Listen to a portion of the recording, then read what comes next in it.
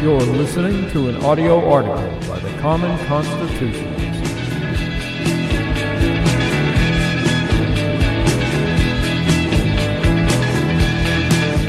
Today's audio article is entitled Jake Gardner, a Social Justice Open and Shut Case.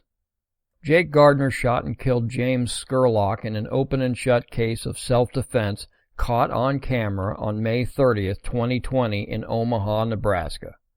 How can I say it was open and shut? Because that's what actually happened.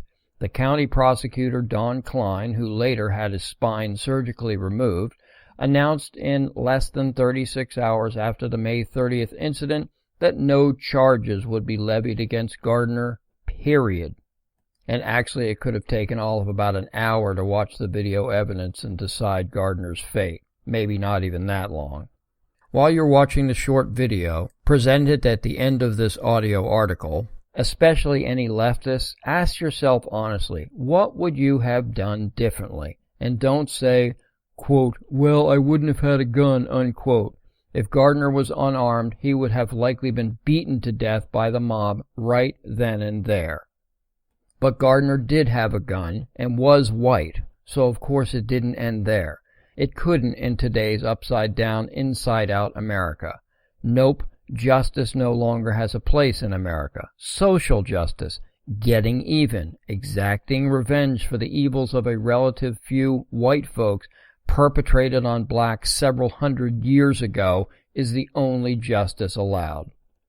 After the mob demanded social justice, Kleine reversed course and, like the pansy that he evidently is, passed the buck to a special prosecutor and grand jury so he could wash his little girly hands of any responsibility.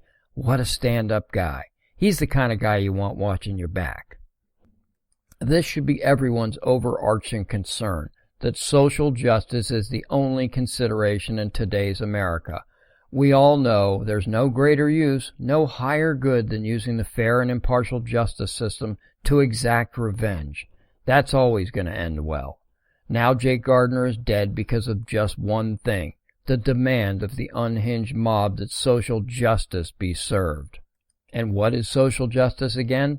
Well, think of it this way. Social justice is to democracy as justice is to republicanism. Why do you think we never, and I mean never, hear a leftist describe our country as anything but a democracy instead of what it actually is, a republic? Justice, true justice, comes from republicanism. Representatives of the whole of the people make law, and the other representatives of the people carry out and prosecute those laws. The people are then protected from the mob by those laws. Social justice is true democracy, where the mob decides what is right and wrong, and that their wishes be carried out in the heat of the moment. Law or no law, it is whatever the mob demands at the time. And that's what we see play out in Omaha, and why Scurlock is dead, and why Gardner took his own life. And it's going to continue to happen as the mob becomes more emboldened, convinced that, like County Prosecutor Kleine, any spineless politician or public servant can be bullied into caving to their whims.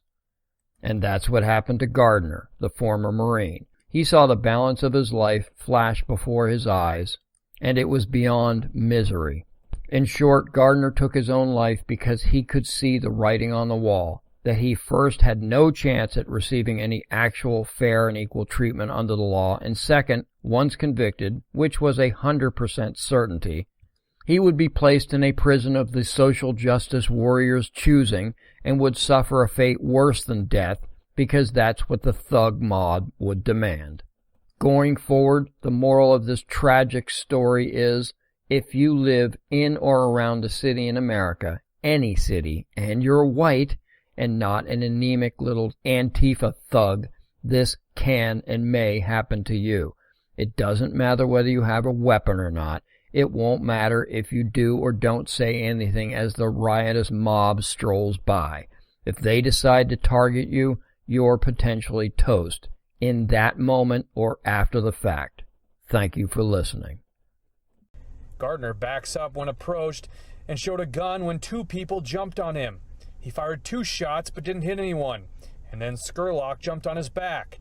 That's when Gardner said he was being choked and shot him once in the clavicle. His version is that I felt that my life was in jeopardy, or at least I was in jeopardy of getting serious bodily injury, getting pummeled or getting choked out with this guy on top of me. And I asked the guy to get off me, and he wouldn't get off me. Kleine says he based the decision off the evidence in the case and not on emotions, which are still very high.